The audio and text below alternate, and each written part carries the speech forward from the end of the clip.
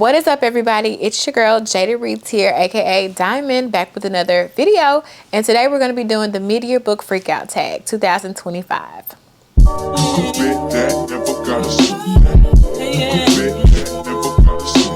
But first, if this is your first time seeing my face or knowing of my existence, my name is Diamond. I go by Jada Reeds on this channel, and over here I like to do reading vlogs, book reviews, and everything in between. So if that is something that you're interested in, I think you should consider subscribing.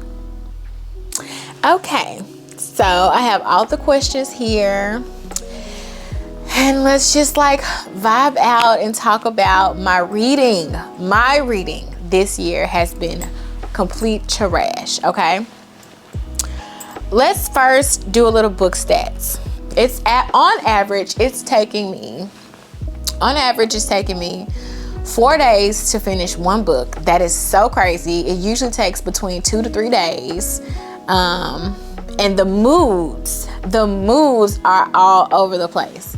All right, so mainly I've been reading a lot of emotional and sad books, and I've also been on top of my information, so a lot of informative books, a little bit of hopeful, a lot of darkness, very tense, only a little bit of funny, and that's about it. Everything has just been those. That's just like what I've been gravitating towards. A lot of the books that I've been reading have been medium paced, like literally tons. I think I'm gonna just put it on the screen. And a lot of the books that I've read this year have been on the longer side, so upwards of 300 to 499 pages. A lot of it has been fiction, but I've upped the ante with the nonfiction. I've read 15% nonfiction this year. And of course, at the top of my list has been literary fiction. And below it, classics. Same as last year. So let's get to the question. So life updates, I've been here. Everything has been going great, I guess. I've talked about what's been going on in my life in a few of my previous videos, so we won't just like dwell on it for now, but just know, just been quite busy, to be honest with you guys. There's nothing else to it. Life has been taking over. We've all been like kind of like thrown into the woes of the new political climate with our new president, and the type of job that I work is directly affecting my work, meaning we're just a lot busier. Things are more tedious. Jobs have been consolidated. No one's lost their job, but a lot of things are being piled together so that everyone can keep their job. So we're all just adjusting to our new normal. The last new normal that we had to talk about was COVID-19. Now our new normal is the new president and all of the things that are coming with that. So we're just like, I'm just trying to just like get used to it and just like work with it. It's challenging, but we're just going with it. Okay, this is just the cards that we've been dealt for the foreseeable future, and I'm just going with it. Personal life is just fine. Autumn is wonderful. She's doing great, responding very well to her medications, and yeah, we're just going with it. We're having just I'm just having a busy summer, and I'm just trying to make the best of it, and that's just it. So let's dive straight into it. All right, so first question, best book you've read so far this year? I have to say that the best book that I read is Giovanni's Room by James Baldwin. I got this copy from New York City. Me and Otto went to New York City in April, and I wanted to like commemorate my trip by getting a few books from McNally Jackson's, and this is what I got, and it just so happened to be the best book that I've read this year. Giovanni's Room is one of James Baldwin's most famous pieces of literature. It is one of those kind of dark, slow-paced, emotional books that is on my stats. It is about a man named David who is living in Paris currently, and he is engaged to a woman, but he falls in love with a man named Giovanni, and he is reluctant to this. He is rejecting it at all costs. Of course, there are some beautiful moments where they share in the novel, but all in all, he does reject the idea and the notion that he is gay, and it's just about that. It is about being loved by someone and loving them back. It is about secrecy. It is about autonomy. It is about so many things that are relevant to the climate that we're in today, as far as being gay is concerned, being out, being open about yourself, being accepted in the world, or being accepted, or accepting rather the cards that you've been dealt, and also not, you know. And so yeah, it's written very beautifully. That's all that people talk about regarding Giovanni's Room, the beautiful language. It is such a what do you call it? Not a drama, but of course this is a drama, but it's a tragedy. It is a tragedy written so well, to the T. If anything, the main thing that I can like take away from it, this is my second book that I've read by James Baldwin. But it's just written so beautifully, to be honest. It's just like when you step back in time and you read from classic authors of the past, it literally makes you rethink a lot of the things that you are being taught in today's day. I would love to have gone back into this time period and talked with James Baldwin, and sat with him and learned from him if I didn't have to endure a lot of the other things that they dealt with back then. I feel like it's in my time right now, the 21st century, 2025, 24, whatever, and what's coming. Everything is just so convoluted that the things that matter the most are not being honed in on. And stepping back and reading literature such as this and other authors that I will be talking about, it just makes me it makes me feel like I've not gotten all that I needed to get from my English degree. If I'm going deeper into it, that's just how beautiful this book is. And I'm proud that I can say that he is a part of my ancestors, meaning Black African American. I'm proud to say that I read from one of the greats, and it's just, this book is breathtaking, to say the least. I can dote on it for years and years and years and years, and I'm so glad that I read it, and it won't be my last time. Literally, just such a good book. It's so beautiful. Literally, like, I'm telling you, things like this is just like, it literally makes you want to just take a deep breath, stop in time, and just appreciate every page. Every page should be appreciated. So yeah, best book of 2025. I think people are popping fireworks. It's Memphis, Tennessee. The 4th of July is Friday, but hey, they decided they wanted to get a head start. So if you hear those, I'm sorry. But yeah, beautiful, beautiful, beautiful. I don't know if anything will top this, but beautiful. Favorite. Okay. Next question. The best sequel you read so far. It should be no surprise. And I have got to figure out which books I want to buy. I only own The Assassin's Apprentice, but it has to be The Royal Assassin, which is book 2 of the Farseer trilogy, The Assassin's Apprentice. And this is the best sequel that I have read so far. It did not disappoint. You learn more. Young Fitz has grown up into teenage, then early 20s in this novel. You meet Night Eyes. It's not Nightshade, but it's Night Eyes in this novel. And Fitz starts to grow up and like really be able to communicate how much he's in love in this book, and so many other things. It just did not disappoint. This is one of those fantasies that is, one of my favorite booktubers said it before in one of her videos, that you can just kind of tell that these were written, and there's no offense to the men, but you can tell that these books were written by a woman. Robin Hobb pays such close attention to the intricate parts and details of adolescence and growing up, and you feel every feeling, every emotion that Fitz chivalry is going through. And also there's a lot of lore and intrigue regarding his job that he has. There's still so many questions that I want answered in regards to his father and his mom, or I don't know if I'll get those, but who knows. I think that she will kind of round out a lot of what I'm interested in by the end of this trilogy. And the whole, I think, fantasy world as it relates to, I think it's called the realm of the elderlings. I think that's what the entire thing is called. But yeah, these, if you have not touched any Robin Hobb, if you have not started on the Assassin's Apprentice, I would behoove you to do so. They're very rewarding in their nature, and they are like the best recipe for escapism, if that is what you're needing.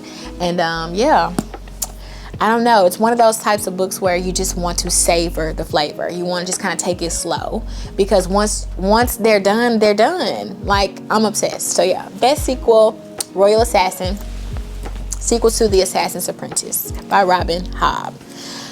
Okay, next question is new release you haven't read yet but want to. I just went through this, I think, in the beginning of my Magnolia Parks video. It is Misbehaving at the Crossroads by Honorée Jeffers, the author of the love songs of W.E.B. Du Bois. This just was published June 24th, and it is a collection of essays by Miss Honorée. And yeah, I don't know, I'm just excited about it. I'll reread it because some of you that click on this, you probably haven't even watched that vlog. But here it says, traditional African Black American cultures present the crossroads as a place of simultaneous difficulty and potential. In contemporary times, Kimberly Crenshaw coined the phrase intersectionality to explain the unique position of Black women in America.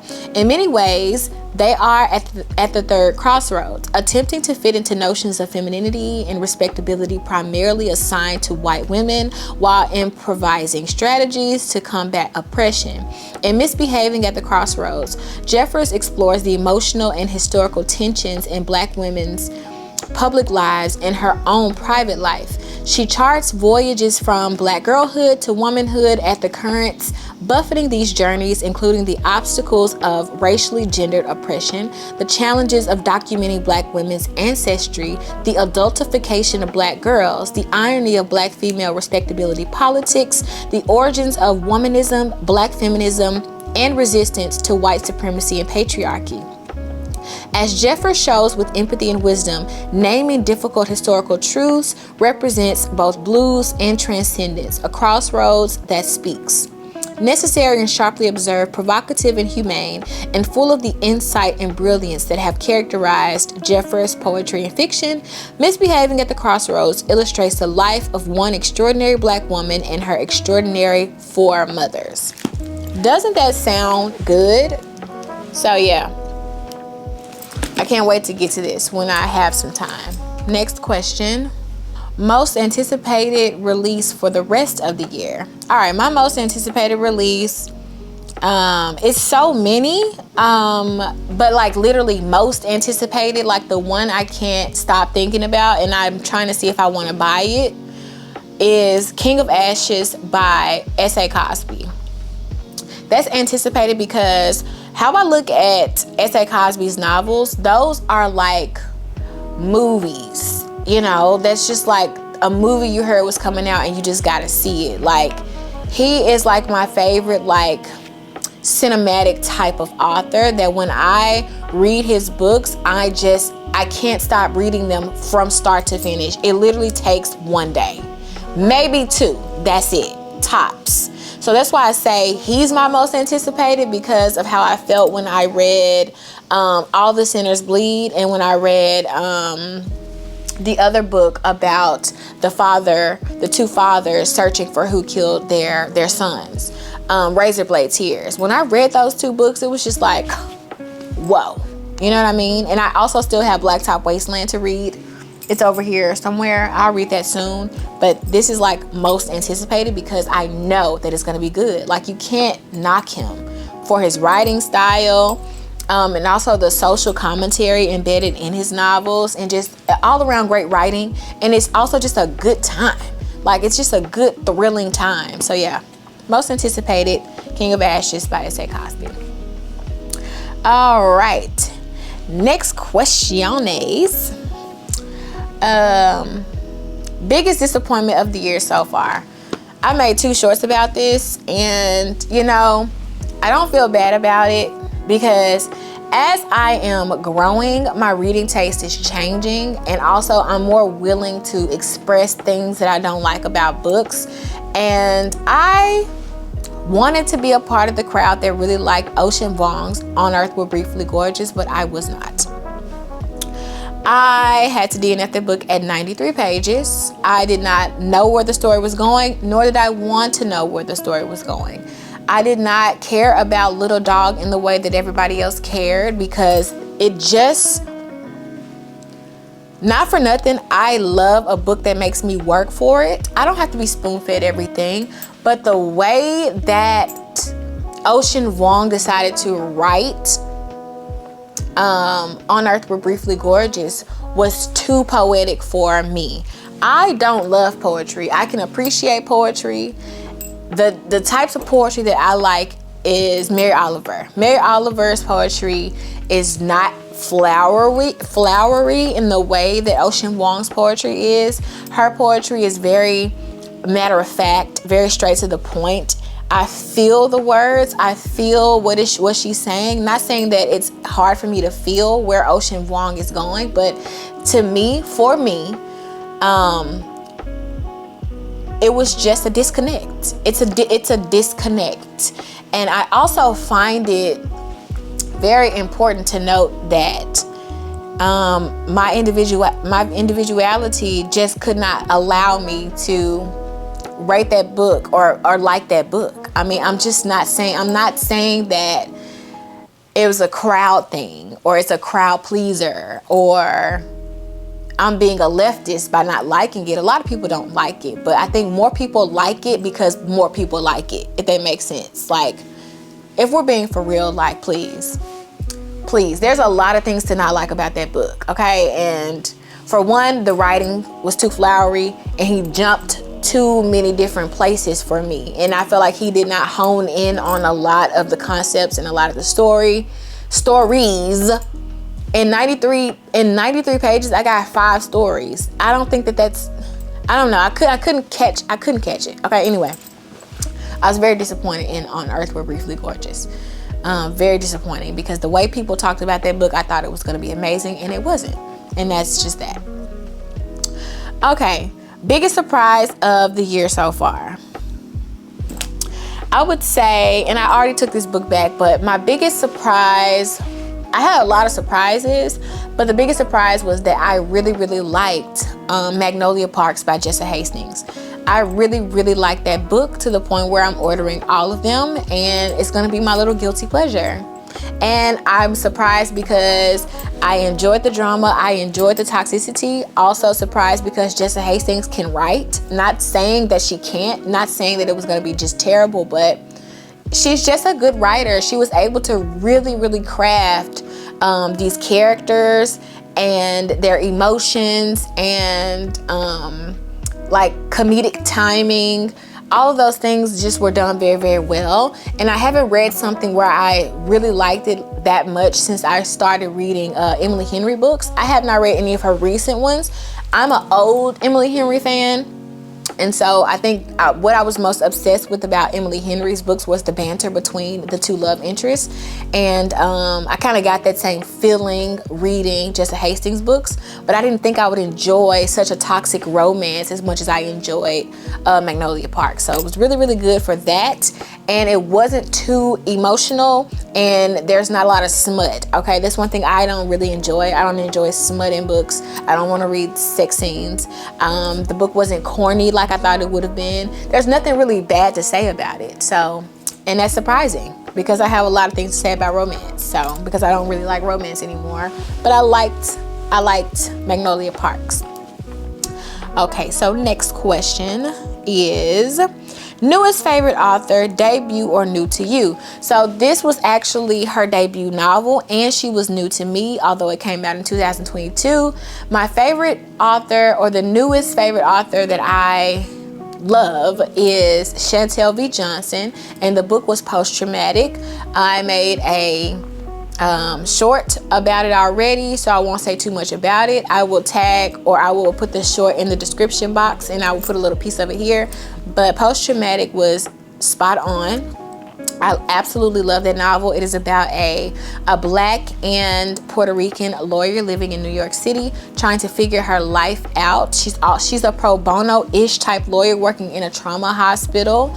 And also there's a lot of trauma in her life that she's trying to figure out or work through. She's seemingly okay, but as the story progresses, you start to see her unravel. It is very reminiscent of Cassandra at the Wedding by Dorothy Baker. I read Cassandra at the Wedding on New Year's Eve 2023, right after I did my favorite books of 2023. So it rolled over into 2024, but it never made a favorites list, but it was a really good read. And there's also an ode to Cassandra at the Wedding in Post-Traumatic. There's a chapter called Vivian at the Wedding, and it's kind of along the same lines as what happens in Cassandra at the Wedding, and I thought that was good. I love to see authors having conversations with each other in their books. And so you see that as you start reading, or if you become like a reader and you read all throughout different types of genres, you notice that they do that often. Authors are always talking and in conversation with each other. Almost every book, mainly, but you have to be well read to like catch the references. But yeah, I'm looking forward to anything else that she comes out with. She's an auto buy for me now. And yeah, if you have not read Post-Traumatic, I think you are missing out. It was a really good time, and it was a really important read. And so yeah. The next question is newest fictional crush. All right, I didn't answer this last year because I didn't have one, but I have one this year. It's got to be Tom England from Magnolia Parks. Magnolia did not end up with Tom. Tom was also in love with her. He wanted to be with her, but he was too much of a good guy. You know, all the younger girls go for the bad boys. So she didn't go for him, but he's described as, first of all, he's a billionaire. He's a pilot. He's described as looking like Thor. So you know he's fine. And he was also just very mature. I loved the way that Jessa Hastings chose to write him. Very mature, very emotionally intelligent, very self-aware, and fine and rich. Yeah. I hope I hear a little bit about him in Daisy Hates. Who knows? Maybe he's a one and done, but I fell in love. Okay, next question. Newest favorite character. Favorite character is Vivian from Post-Traumatic. You got to read Post-Traumatic to know why she's my favorite. Another thing about Vivian that was so important was she was also self-aware. So it's one thing to read a character.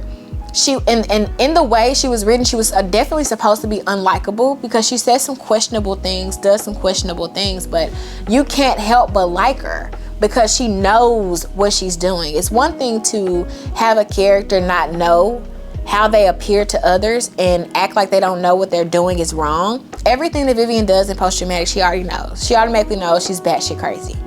And that's likable in a person because you don't have to worry about them gaslighting you because they know exactly what they're doing and they're willing to admit it. Love her. Vivian, great. I love her. Chantel's a genius, okay? Wonderful book. Wonderful book. All right, book that made you cry. I definitely got emotional reading Sula. Moments where I wanted to cry, but I didn't. But it definitely tugged on my heartstrings and made me emotional. I've done a whole video breakdown of Sula. I won't speak too much on it, but Sula got me in my feelings. Book that made you happy.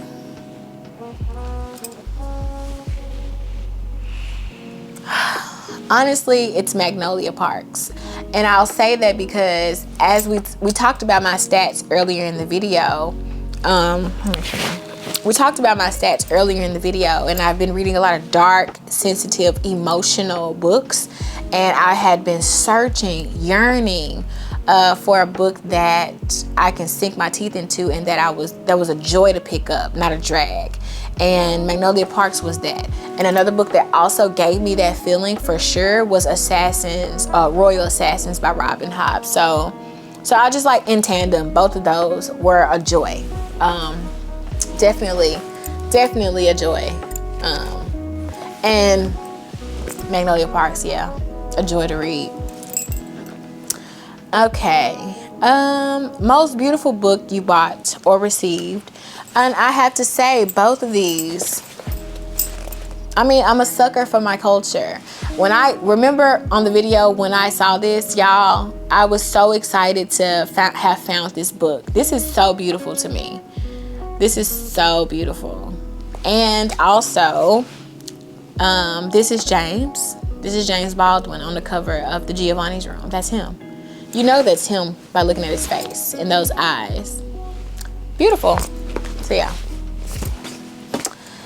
Okay, and what books do you need to read before the end of the year? All right, I have a list right here. I have them here. So I plan on reading the Copenhagen trilogy by Tove Ditlevsen. This is a book. This has three. This is 3 novels in one. I think this is childhood. I think it's separated into 3. One is called childhood, one is called youth, and one is called dependency. And everybody has read this and talked about it. I've had it on my shelf for a few years now, and I just want to get to it. So this, the Copenhagen trilogy. Definitely the Brothers Karamazov. This will be my second Dostoevsky. I did not get to read. Oh yeah, I read The Idiot last year. And so we're going to do one Dostoevsky a year, and this is going to be my second Dostoevsky, and this is one of my most anticipated classics. It's a Russian classic, so I think I can say that. I'm excited for this. Heard nothing but good things about this. I fell in love with Fyodor Dostoevsky when I read The Idiot. I enjoyed every part of that book. I know it's kind of like, people are probably like, ugh, I don't want to read a classic. I could never gravitate towards a classic. Classics are boring, but I promise you, they're not. The right ones are just like chef's kiss. They are everything that you need. They're reaffirming. They're genre bending, and they speak to humanity in a way that, like I said, I'm kind of missing, even when I speak of, or how I spoke of James Baldwin's Giovanni's Room. They give you that thing that you feel like you're missing in society today. So yeah, the Brothers Karamazov. It's going to be a fall read. I'm going to continue on in the Neapolitan Quartet with Those Who Leave, Those Who Stay. We're definitely reading this fall. This is the 3rd book of the quartet. We're going to do Annie John by Jamaica Kincaid. I think this is set in Antigua, and this is a coming-of-age story. I don't know much about it. And we also have Wellness by Nathan Hill. I've been wanting to read this book since it came out. So yeah, I'm excited about it. It's on my list. As you can see, these are kind of, aside from Annie John, these are kind of thick. But yeah, I really like the thicker, longer books, especially for like fall and winter months. So yeah, this one, it's a marriage story. So yeah, if you want to know more about it, just look it up. I don't want to, the video's already getting long. And then we have one more. We have John Steinbeck's Of Mice and Men. This is a recommendation from Elise Sonata Marquita. She talked about this book in one of her most recent videos, made me want to read it so I can go back and finish watching that video. And also, I read a Steinbeck a year. 2023, I read East of Eden, loved it, favorite book of the year. 2024, I read The Grapes of Wrath. It wasn't a favorite, but I did like it. I appreciate it. And then we're going to just do this little thin one, Of Mice and Men, this year. So yeah, that's that. That's my mid-year book freakout tag. I'm watching a lot of your guys' mid-year book freakout tags, and just taking notes, adding books to my TBR, and all the things. So yeah, that's all I have for you guys. I hope you enjoyed this video, and I hope you subscribe to my channel, and I'll see you in the next upload. Adios.